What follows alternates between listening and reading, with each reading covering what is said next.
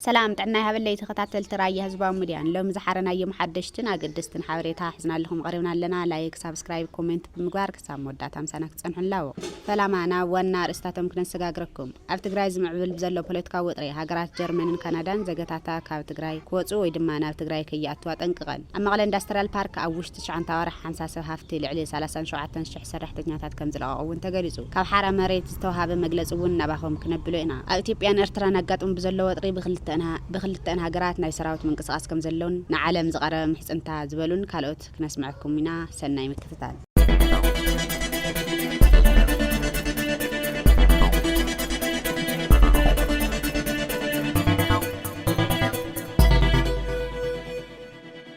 ኣብ ትግራይ ዝምዕብል ብዘሎ ፖለቲካዊ ወጥሪ ብርክት ዝበለ ሃገራት ዘጋታተን ካብ ትግራይ ክወጹ ወይ ድማ ናብ ትግራይ ከይኣትዉ ይጠንቅቕ ኣለዋ ኣብ ትግራይ ዝረአ ዘሎ ፖለቲካዊ ወጥሪ ናብ ዝተሓላለኸ ብርኪ በጽሑ ይርከብ በዝን ካልኦትን ምኽንያታት ስዕቡ ድማ ኩናትን ዘይተሓሰበ ህዝባዊ ናዕቢ ወይ ድማ ዓመጽ ክለዓል ይኽእል እዩ ብዝብል ምኽንያት ሃገራት ንዘጋታተን መጠንቀቕታ ይውፅኣ ኣለዋ ጀርመን ዘጋታታ ካብ ትግራይ ንኽወጹ ወይ ድማ ናብ ትግራይ ከይኸዱ ኣጠንቂቓ ከምኡውን ካናዳ ዘጋታታ ሎምቕነ ናብ ትግራይ ብፍጹም ከይትኸዱ ኢላ መጠንቀቕታ ኣውፅኣ ኣላ ኣብ መቐለ ኢንዱስትሪ ፓርክ ዝነበሩ ሰብ ሃፍቲ ማሽናቶም ካብ ሃገር ንምውፃእ ተቕሪቦም እቶም ሰብ ሃፍቲ ዳግም ስራሖም ንኽጅምሩ ዋላ እኳ እንተተሓተቱ ፈቃደኛታት ከም ዘይኮኑ ኣብ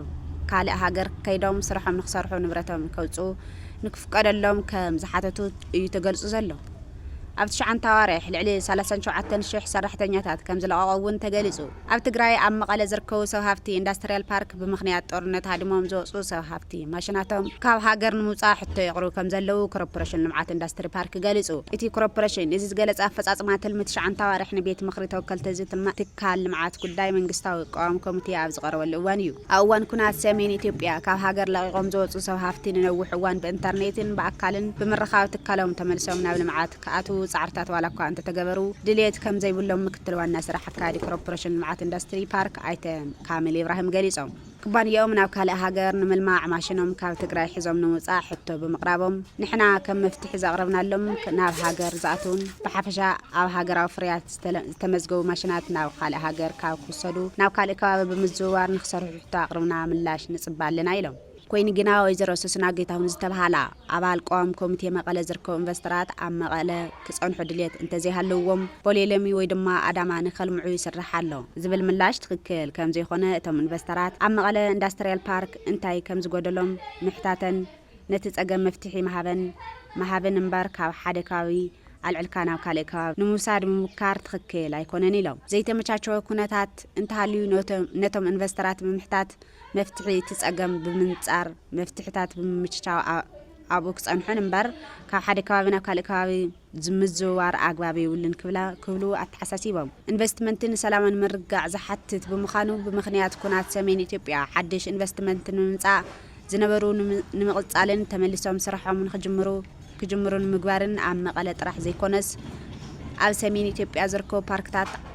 ዓብይ ፈተና ከም ዘጋጠመ ዋና ስራሕ ፈጻሚ ኮርፖሬሽን ልምዓት ኢንዱስትሪያል ፓርክ ፍስሓ ይታገሱ ገሊጾም በዚ ምኽንያት ድማ ሃገር ለቀቆም ዝወፁ ኢንቨስተራት ኣብ መቐለ ጥራሕ ዘይኮነስ ኣብ ኮምቦልሻ ባህርዳርን ደብረ ብርሃንን ሓዋሳ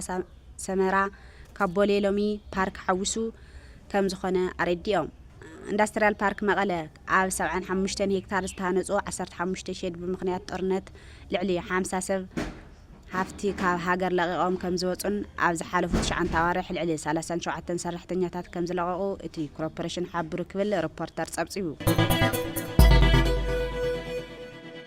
ካብ ሓራ መሬት ዝተዋሃበ መግለጺ ወዲ ሰብ ክፈርሕ እንከሎ ኣብ ጸርፍን ጸለመን የድህብ እዚ ድማ ንዓመታት ዝለመድናዮን ዝረአናዮን ኣካይዳ ብምዃኑ ካብ ዕላማና ከነቕንቐና ይኽእልን ናይ ህዝቢ ትግራይ ረሃባን ቅሳነትን ዘረጋገጽ ኣብ ስርዓት ህወሓት ምኽታም ጥራሕ እዩ ኣጀንዳታት እናተፈሓሱ ዘይሽም መሃብን ነገራት ንምቅያርን ዋላ እኳ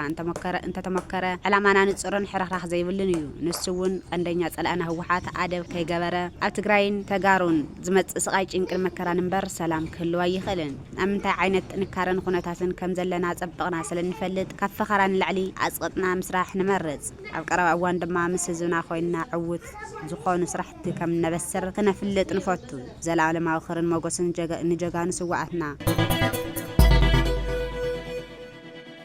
ኣብ ኢትዮ ኤርትራ ዝረአ ዘሎ ወጥሪ ናብ ዝለዓለ ጠርዚ በጽሑ ይርከብ ድሕሪ 30 ዓመታት ብረታዊ ቃልሲ ናጽነታ ዝተጎናጸፈት ኤርትራ ንተወሳኺ 30 ዓመታት ኣብ ኩናት ክትጽመት ተረኣያ ኣላ። ቁጠባኣ ተሃስዩ ብጉድለት ሰብኣዊ መሰላትን ዘጋታታ ብኣማእታ ሽሓት ናብ ስደት ይሒዞም። እቲ ናይ ኣሽሓት ህይወት ተጋደልትን ህዝብን ዝሓትት ሓርነት ኤርትራ ናብ ወለደታት ሰላም ራህዋን ቅሳነትን ብልጽግናን ክውሕስዩ ትጽብት ዝግበረሉ ነይሩ። እንተኾነ ግና ኤርትራ 1 ዓመታት ድሕሪ ናጽነታ ምስ ኩለን ጎረቤታት ናብ ውግእ ኣትያ ኣብ ኩናት ክትነበር ድሕሪ ምጽናሕ ኣብ 2012 ደግም በር ሰላም ተኸፊቱ ኣብ ዝተባሃለሉ እዋን ዳግማይ ኣብ ኩናት ሕድሕድ ኢትዮጵያ ትግራይ ምስ ፌደራል መንግስቲ ተሸሚማ ህይወት ብዙሓት መንእሰያት ከፊላ ሕዚ እውን ኣብ መንጎ ኤርትራን ኢትዮጵያን ዝነበረ ዝምድና ላሕልሑ ጎንፂ ንምፍጣር ኣብ ዝለዓለ ጠርፂ በፂሑ ይርከብ። ኣብ ዝሓለፉ 2 ዓመታት ኣብ እዋን ኩናት ሕድሕድ ኢትዮጵያ ዝነበሩ ናይ ኣሰላልፋ ሓይልታት ዝምድናታት ተቐያይሮም ገሊኦም ኣብ ጽምዶ ገሊኦም ኣብ ምትፍናን ገሊኦም ድማ ሓድሽ ምሕዝነት ኣብ ምፍጣር ይርከቡ። ኩናት ትግራይ ብመሰረት ስምምዕ ፕሪቶሪያ ሃዲኡ ሸምበቃታት ብረት ከይዝሓለ ግን ኣብ ክልል ኣምሓራ ሓድሽ ግጭት ተወልዑ ይቕጽል ኣሎ። እቲ ዝያዳ ሻቕሎት ፈጥሩ ዘሎ ግን እቲ ኣብ መንጎ ክልተን ሃገራት ተፈጥሩ ዘሎ ወጥሪ እዩ። ዋላ እኳ መራሕቲ ክልተን ሃገራት ኩናት ከም ዘይድሊ ዝገልጹ እንተኾነ ኣዲስ ኣበባን ኣስመራን ብመንገዲ መንግስታዊ ማዕኸናት ዜና ዝለዋወጦ ዘለዋ መግለጽታት እቲ ኩነታት ይጋደድ ከም ዘሎ ይዝእመን። እዚ ስድራቤታትን ማሕበረሰባትን ዘጽንት ዘሎ ኩናት ብስም ሃገራዊ ድሕነት እዩ ዝእወጅ። ኢታማጆር ሹም ሓይሊ ምክልኻል ሰራዊት ኢትዮጵያ ብርሃኑ ጁላ ግንቦት 3 2017 መበል 47 ምስረታ ምዕራብ እዝ ኣብ ዘስምዖ መደረ ብጸላኢ ዘይንበርኸኽ ሰራዊት ሃንጽና ኣለና ክብል ገሊጹ ኣሎ። በኢትዮጵያዊነቱ የማይደራደር ለማንም ለምንም የማይበገር ክንደ ብርቱ ሰራዊት ገንብታለች። የዚህን አይነት ሰራዊት በመገንባቷ ባለፉት ዓመታት ተቃጣብንን ሀገር አፍራሽ ጥቃቶችን በአስተማማኝ መክተን የጠላቶቻችንን ህልም አምክነናል። ዛሬ 47ኛውን ዓመት የምስረታ በዓሉን እያከበረ የሚገኘው ምዕራብ ዕዝ ሀገርን ለማጽናት ከፍተኛ ተጋድሎ ካደረጉና ተቋማችን ከሚመካባቸው እዞች አንዱ ነው። ሉዓላዊነታችንና ሰላማችንን በአስተማማኝ ማስከበር በሚያስችል ደረጃ የዝግጅት ስራዎችን በከፍተኛ ሁኔታ አጠናክረን እየሰራን እንገኛለን። እናንተም የእዙ አባላት በየደረጃችሁ የሚጠበቅባችሁን ብቃት፣ ጥንካሬ፣ ጽናትና ሁለገብ ዝግጅት ላይ በመረባረብ ከነበረው ደረጃችን ወደ ላቀ ደረጃ የማድረግ ብቃት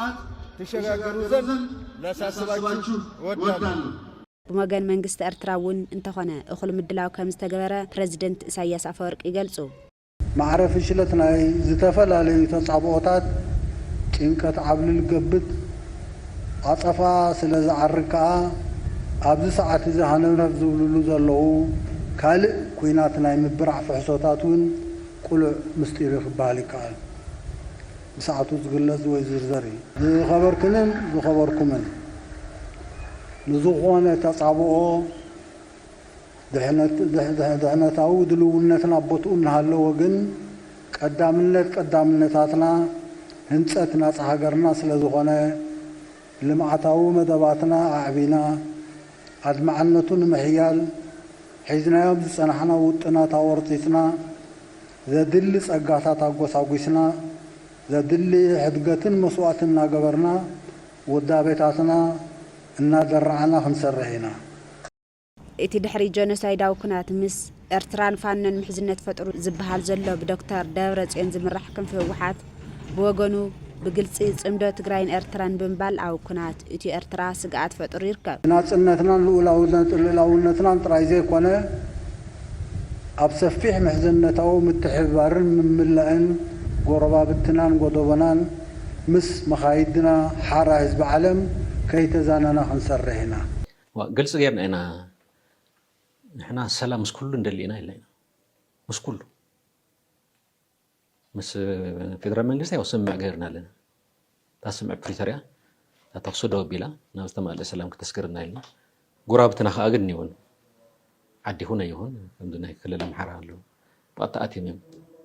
ከም ኣመራርሓ ኣብ ትግራይ ኣብታነ ጆኖሳይድ ናይ ትግራይ ሕዚ እውን ገሊኡ ምዕራብ ትግራይ ይሁን ኣብ ጸለምቲ ኣብ ደቡብ